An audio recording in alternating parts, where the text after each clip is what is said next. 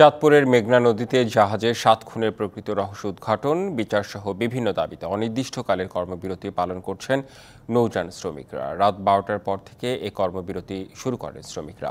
সারা দেশে 10,000 পণ্যবাহী নৌযান ও লক্ষাধিক শ্রমিকদের নিরাপত্তা দাবি নৌযান শ্রমিক ফেডারেশনের। এছাড়া পণ্যবাহী এমভি আল বাখেরা জাহাজের স্টাফদের হত্যা সুষ্ঠু তদন্ত সহ ভুক্তভোগী পরিবারকে 20 লক্ষ টাকা ক্ষতিপূরণেরও দাবিও জানানো হয়। দাবি পূরণ না হওয়া পর্যন্ত কর্মবিরতি সহ পণ্যবাহী নৌযান ধর্মঘট অব্যাহত থাকবে বলে জানান তারা।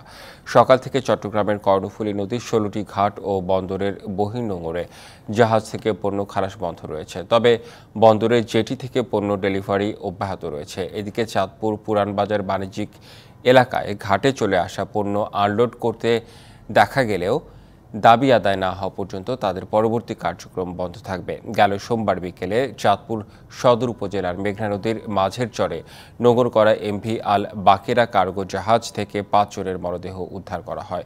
গুরুতর আহত আরও 2 জনের মৃত্যু হয় হাসপাতালে।